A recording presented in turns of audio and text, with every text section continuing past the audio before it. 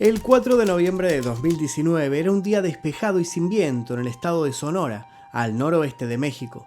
Cerca de la 1 de la tarde, una explosión parecida a una bomba sacudió la tranquilidad de los habitantes de La Mora, una comunidad compuesta mayormente por mormones descendientes de la familia Lebanon. Al salir de su casa y ver en dirección al lugar del estallido, descubrieron una columna de humo negro que salía de la carretera, entre los cerros de la Sierra Madre Occidental. Los mensajes comenzaron a llegar a los celulares de los habitantes. Unos minutos después, un video.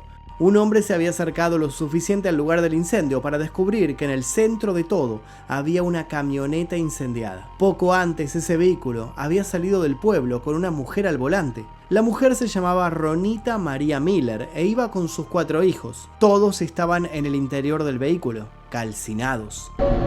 Al instante la comunidad se movilizó. Ronita y su familia no habían salido solos. Faltaban otras 2 camionetas, con 2 adultas y más niños. Algunos de ellos bebés. ¿Pero qué estaba pasando? Bueno, no nos adelantemos. La masacre de la familia Lebaron marcó un punto de inflexión en la historia reciente de México. La comunidad mormona que habita en la zona desde 1924 quedó completamente atravesada por una tragedia que dejó un saldo tremendo: 3 mujeres y 6 niños asesinados. Pero esta historia no fue un hecho aislado. Además del largo historial de masacres ligadas al crimen organizado en México, lo cierto es que la familia Lebaron parece signada por un drama sin fin. Secuestros, amenazas y muertes han puesto en jaque a una comunidad que hasta hace no mucho tiempo se destacaba por su vida pacífica, devota y en contacto con la naturaleza. Cuando la muerte se posó sobre ellos, las preguntas empezaron a surgir imparables. ¿Son el blanco de un cártel de drogas? ¿Debían dinero? ¿Qué hay de esas teorías que dicen que querían robar tierras y agua? ¿Fue un crimen perpetrado para desestabilizar al gobierno mexicano? ¿O acaso se trató de un error que derivó en masacre? En definitiva, ¿qué terribles motivos puede haber tras un crimen cuyas víctimas más jóvenes tenían 8 meses de vida? Para dar respuestas a estas y otras preguntas, vamos a sumergirnos en el trágico y oscuro caso de la masacre de la familia Lebaron.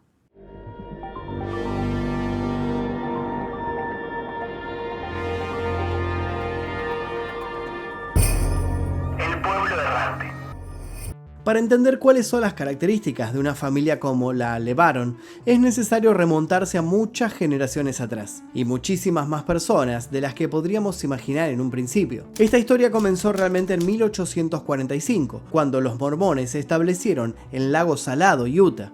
La Iglesia de Jesucristo de los Santos de los Últimos Días había surgido en 1830, pero una década y media después tenían varias ramas, entre ellas la corriente más fundamentalista, que se asentó en Utah, con la idea de establecer una comunidad duradera. Pero rápidamente el gobierno estadounidense vio en este grupo una amenaza para su gobernabilidad. Temían que quisieran formar su propio estado y decidieron expulsarlos. ¿Cómo lo lograron? La medida más efectiva fue prohibir la práctica de la poligamia, algo habitual y hasta esperable en esa comunidad. La medida fue efectiva y varios líderes decidieron abandonar el país en busca de otro sitio donde pudiesen vivir bajo sus propias reglas. Uno de estos líderes era Alma Dyer Lebaron, que llegó al límite entre Chihuahua y Sonora con la aprobación del gobierno mexicano. Allí los mormones eran considerados una comunidad perseguida por cuestiones ideológicas y como tales se les dio asilo. Así pudieron tomar control de un sector del norte de México y Lebaron formó su propia iglesia, que con el correr del tiempo dio pie a que fundara un pueblo entero conocido como Colonia Lebaron en el estado de Sonora. A pocos kilómetros con el tiempo surgió otro poblado mormón, en Rancho La Mora, municipio de Bavispe. De este modo la familia comenzó a crecer exponencialmente. A la poligamia se le sumaba una tendencia a las familias numerosas, que se mantiene hasta hoy en día.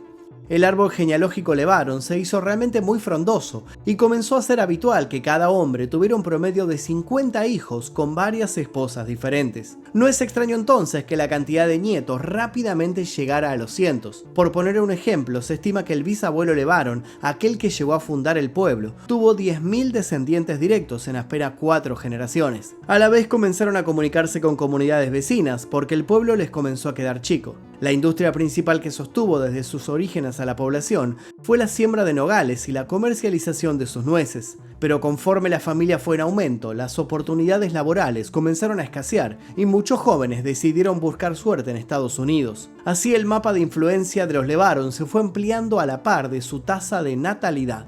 Pero el nuevo siglo trajo nuevos desafíos y peligros inesperados para la pacífica comunidad. La violencia, que comenzaba a pegar fuerte en distintas zonas de México, terminó por atravesar los muros de un pueblo que tenía sus propias normas, pero no vivía completamente aislado. En 2009 se recrudeció la llamada guerra contra el narcotráfico a lo largo del país, y en Sonora comenzó a sentirse la presencia de los grupos del crimen organizado. El 2 de mayo de ese año, la familia LeBaron sufrió en carne propia el primer golpe, pero no sospechaban que aquello sería apenas un roce, la antesala más leve de un horror que llegaría una década después. El secuestro de Eric.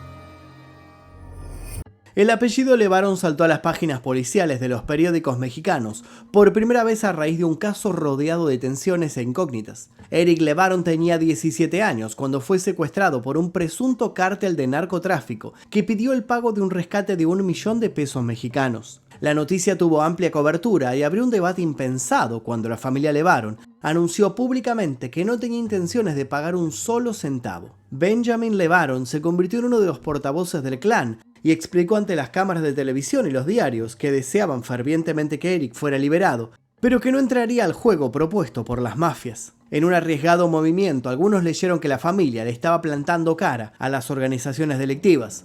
Aquello fue admirado por muchos, pero también generó un contraataque por parte de los secuestradores. Sin embargo, la historia acabó dándole la razón a los LeBaron, y Eric fue liberado sano y salvo 8 días después. El joven volvió con su familia y aquello pareció el final de una pesadilla que en realidad apenas estaba comenzando. Los medios debatieron largamente la decisión de los LeBaron de no pagar el rescate, y algunos predijeron que aquello podría traer consecuencias a corto plazo. ¿Qué harían los cárteles si sentían que mediáticamente una familia de mormones les había hecho frente y habían ganado? La respuesta llegó poco después, y esta vez el blanco fue el propio Benjamin LeBaron, el miembro con perfil más alto de toda la familia. Devenido en activista, el hombre de 32 años parecía perfilarse como un futuro líder anticárteles, pero aquello no pudo ser. El 7 de julio de 2009, apenas 2 meses después del secuestro de Eric, un grupo de 10 hombres armados hasta los dientes irrumpió en la casa de Benjamin. Lo golpearon y torturaron frente a su familia, y después se lo llevaron. Mientras lo metían en una camioneta, el cuñado de Benjamin, Luis Whitmar, salió en su defensa, pero también fue atrapado por los narcos. El final es el que ya podrán imaginarse. Ambos fueron ejecutados a poca distancia del pueblo, y aquel doble crimen quedó como un mensaje directo al corazón del clan.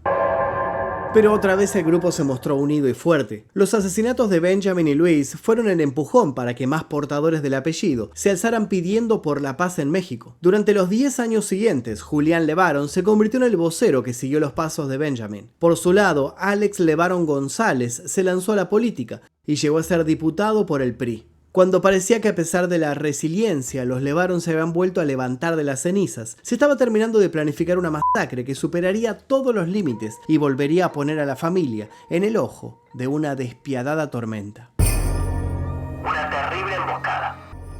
Cuando Ronita María Miller, de 30 años, cargó a 4 de sus hijos en el auto y salió con rumbo al Aeropuerto Internacional de Phoenix, en Arizona, tal era su felicidad que jamás pensó que el destino parecía estar diciéndole que no hiciera ese viaje. Su esposo había viajado a Estados Unidos 2 semanas antes, y ese 4 de noviembre de 2019 ella esperaba con ansia su regreso. Había planeado ir a recibirlo con sus gemelos de 8 meses y 2 hijos unos años mayores. Pero luego de avanzar unos pocos metros, una de las llantas reventó y Ronita decidió volver sobre sus pasos. Fue hasta la casa de un familiar y le explicó la situación. Estaba decidida a ir a sorprender a su marido y a alegrarle el retorno, pero de pronto se había quedado sin vehículo. Rápidamente le prestaron una camioneta y volvió a salir al camino, esta vez en caravana. Dawna Ray Langford, de 43 años, y Christina Mary Langford Johnson, de 29, iban a una boda en otras 2 camionetas y tomarían un camino parecido, por lo que decidieron partir todas juntas. En los autos de Dawna y Christina iban más niños. En total, repartidos entre los 3 autos, había 14 chicos de diferentes edades. Entre los miembros más o menos directos de la familia LeBaron, era habitual que cualquier plan fuera multitudinario. De este modo, las mujeres salieron en fila a la carretera desde La Mora y más adelante en el camino bifurcarían los rumbos. Pero no llegaron a recorrer más que unos pocos kilómetros, los necesarios para que sus familiares escucharan una explosión seguida por el sonido de disparos.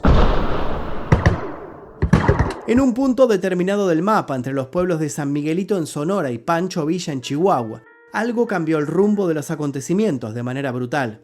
Cuando los vecinos de La Mora vieron que un incendio se vislumbraba entre las montañas, fueron a ver qué pasaba. Un video documentaría el espantoso hallazgo. El auto que minutos antes había tomado prestado Ronita estaba calcinado. Solo quedaba el esqueleto metálico de la camioneta y dentro de este, los restos de ella y sus 4 hijos. Y es así como nuestra historia vuelve al principio. La noticia dejó helada a toda la familia LeBaron. Nadie podía creer lo que estaba sucediendo. La tragedia volvía a acecharlos y esta vez superaba la peor pesadilla imaginable. A medida que la noticia de que Ronita y sus hijos habían muerto en un incendio llegó a oídos de todos, una pregunta impulsó a todo el pueblo a iniciar una búsqueda desesperada. ¿Dónde estaban los autos de Donna, Cristina y los otros 10 niños? Los LeBaron llamaron inmediatamente a las fiscalías de Chihuahua y Sonora, pero la ayuda no llegaba. Las autoridades les decían que se trataba de una zona de difícil acceso y que no tenían combustible en los helicópteros para iniciar la búsqueda oficial. Entonces, con los recursos que tenían a mano, los LeBaron decidieron salir a rastrear ellos mismos, por tierra, qué había pasado con el resto de sus familiares. El principal temor era que las mujeres y niños hubiesen sido secuestrados por los narcos. La muerte de Ronita y sus hijos no daba lugar a ninguna hipótesis. Sin duda habían sido atacados por un cártel. Parecía que aquella historia del secuestro de Eric volvía a repetirse, como una maldición de la que la familia no podía escapar. Durante horas y horas los LeBaron cubrieron todo el terreno posible, conduciendo por las carreteras a medida que la tarde caía y comenzaba a hacerse de noche. Aún sin ayuda de agentes oficiales, miraban entre las sombras rogando que algunas siluetas que aparecían en el camino no fueran los cadáveres de sus familiares. La pesadilla acabó haciéndose realidad cuando llegaron a la brecha. Los cuerpos de Donna y Cristina estaban tendidos en medio de la ruta. Habían sido acribilladas. Pero no era todo. Las camionetas, detenidas en el mismo camino, también tenían marcas de decenas de disparos en las puertas, los parabrisas y las ruedas. Dentro de los vehículos, los cuerpos de Trevor Harvey Lanford, de 11 años, y Rogan J. Lanford, un bebé de 2 años, yacían como la última confirmación del horror que acababa de desatarse en aquella comunidad. Eran 9 las víctimas fatales, y aún quedaban muchos niños desaparecidos. En uno de los asientos hubo espacio para un milagro. Una beba de 7 meses seguía sentada en el portabebés. Estaba sucia y cansada, ya ni siquiera tenía fuerzas para llorar, pero estaba viva. 10 horas después del ataque, hubo otra noticia que trajo alivio a los LeBaron. Mackenzie, una de las niñas desaparecidas, había caminado sin rumbo por 8 kilómetros y con un disparo en el brazo hasta que había sido descubierta por su tío. Había salido del auto acribillado para buscar ayuda y se había perdido. Uno de los niños más grandes de 13 años, llamado Devin, escondió entre los matorrales a sus hermanitos y corrió 15 kilómetros en busca de alguien que pudiera darle contención en medio de aquel calvario. De los 14 niños que habían salido del pueblo aquella tarde, 6 habían muerto y los demás habían sido baleados. Aquello era demasiado y las preguntas no hicieron más que expandirse. Las preguntas. La noticia de la masacre cobró rápidamente relevancia internacional. Al haber ocurrido tan cerca de la frontera, el asunto se convirtió en una cuestión de política regional. El entonces presidente de México, Andrés Manuel López Obrador, lamentó lo ocurrido en una conferencia de prensa al día siguiente y su par estadounidense, Donald Trump, hizo lo propio vía Twitter. La tensión entre los dos presidentes no tuvo tregua ni siquiera en esas circunstancias. Obrador rechazó la ayuda estadounidense y Trump agitó su propia agenda al pedir que el país vecino le declarara la guerra al narcotráfico y que limpiara a esos monstruos. Pero en órbita más doméstica, los LeBaron atravesaban un verdadero infierno. El funeral de las 9 víctimas fatales diezmó por completo el habitual espíritu batallador de la familia mormona. Las secuelas en los niños que habían sobrevivido al ataque parecían deparar un larguísimo camino. Algunos de los pequeños habían sido seriamente heridos en la balacera, pero nada se comparaba con el trauma emocional de haber visto semejante atrocidad. El caso, que dominaba los medios a fines de 2019 y que terminaría siendo eclipsado con la explosión de la pandemia unas pocas semanas después, sumó incógnitas que en algunos casos eran un poco más que incómodas. La teoría oficial del gobierno mexicano fue mayormente que la tragedia sufrida por los LeBaron había sido básicamente producto de una confusión. Bajo esta idea se investigaba la posibilidad de que el cártel narco que atacó el convoy tuviera otro objetivo y simplemente hubieran confundido a las víctimas. Pero no faltaron las voces que cuestionaron esta posibilidad. ¿Cómo era posible que los narcos hubieran acribillado e incendiado autos en los que viajaban 14 niños menores de 12 años, pensando que se trataba de un cártel rival? Lamentablemente existían algunos precedentes. La noche del 26 al 27 de septiembre de 2014, 43 estudiantes de Ayotzinapa habían resultado secuestrados y desaparecidos. La principal hipótesis apunta a que fueron confundidos con un cártel, aunque en realidad viajaban a una manifestación estudiantil. Pero aquella no parecía una posibilidad tan plausible en el caso LeBaron, según muchos analistas. La otra opción, por demás inquietante, apuntaba que desde hacía una década los cárteles narcos que operaban en esa zona de México estaban decididos a diezmar a los mormones. ¿Con qué objetivo? Posiblemente territorial, quitarlos de la zona en la que se habían asentado hacía años y tomar control de toda la región. Incluso era posible que el terreno no estuviera siendo disputado directamente por un cártel contra la familia LeBaron, sino que los mormones hubieran quedado en medio de una guerra entre organizaciones que querían a la vez quedarse con este lugar. Pero fuera cual fuera la hipótesis que más se acercaba a explicar los hechos, la pregunta seguía en pie. ¿Quiénes habían sido los encargados de matar a las mujeres y niños LeBaron? ¿De dónde había partido la espeluznante orden? Con el correr del tiempo empezaron a surgir algunos sospechosos y nombres propios. A lo largo de 4 años, las investigaciones arrojaron que muchas más personas de las que se creía originalmente habían tomado partido en la matanza. En total fueron 33 los detenidos. Uno de los voceros de la familia, Adrián LeBaron, cuya hija y nieto fueron asesinados, celebró las novedades. Uno de los nombres que emergió como posible instigador de la matanza fue el de José Osvaldo Vázquez Borrego, alias Coma Peter, presunto operador del nuevo cártel de Juárez, la organización que se cree tuvo la autoría en la masacre. En las semanas previas, agentes de la Secretaría de la Defensa Nacional y de la Policía Federal Ministerial habían detenido a Martín N., apuntado como otro ideólogo. En los años siguientes, la cifra de detenidos ascendió a 36 y Adrián LeBaron reforzó su pedido de que el caso fuera considerado e investigado como un caso de terrorismo. Las condenas empezaron a llegar a fines de 2023. Fidel Alejandro, alias el Chiquilín, fue declarado culpable del delito de delincuencia organizada y se lo consideró parte del brazo armado del cártel de Juárez, una sección conocida como La Línea. Lo más turbio es que el Chiquilín no solo estaba vinculado a los narcos y la masacre LeBaron, sino que en paralelo era director de seguridad pública municipal de Janos. Esto abría la oscura posibilidad de que la masacre se hubiera podido concretar gracias a la protección política que algunos de estos grupos recibían por parte de ciertos sectores de la cúpula municipal. De ser así, el entramado sería mucho más complejo y oscuro que una simple equivocación, como había apuntado la hipótesis oficial. Se abría de este modo la puerta a una conspiración para encubrir los hechos. Otro de los condenados fue Fidencio Alejandro G., alias El Janos, también ligado a La Línea. Sin embargo, su pena dejó con gusto a poco a los LeBaron. Apenas lo condenaron a 12 años de cárcel. La familia impugnó la sentencia y advirtió sobre el riesgo de que la masacre quedara sumida en la impunidad.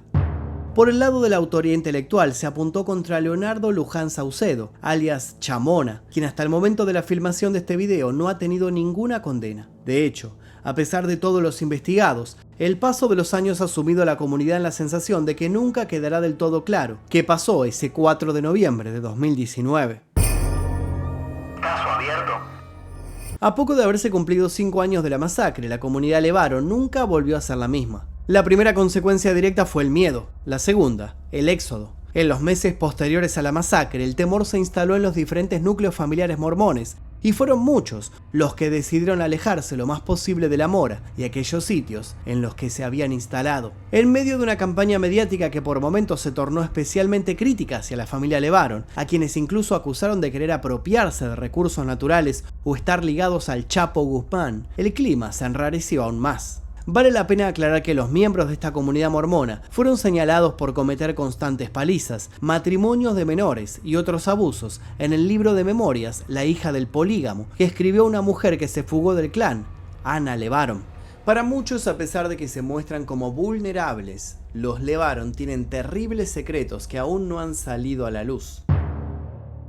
En el documental LeBaron, Muerte en la Tierra Prometida, se indaga sobre todos los puntos oscuros de este caso y se reflexiona especialmente sobre el después de la masacre. Zonas enteras que antes eran habitadas por familias mormonas se convirtieron en pueblos fantasmas. Incluso valles completos en el norte de México quedaron despoblados. Los propios LeBaron y otros descendientes del mismo tronco familiar prestaron testimonio en el documental por un único motivo. Sienten que en todos estos años han sido revictimizados por la justicia y por los medios, como ocurre, según ellos, con la mayoría de las víctimas de la violencia armada en México. La violencia en México continuó antes, durante y después de estos acontecimientos. En los últimos 6 años, según datos de la BBC, hubo 115.000 personas desaparecidas y 72.100 cuerpos que ingresaron a los servicios médicos forenses sin identificar. La familia LeBaron, como muchas otras, sigue esperando respuestas a la vez que se alejan en el horizonte, buscando un sitio al que poder llamar hogar. Aún hoy se los puede observar emigrando. Dicen desear por sobre todo que su apellido deje de ser una condena.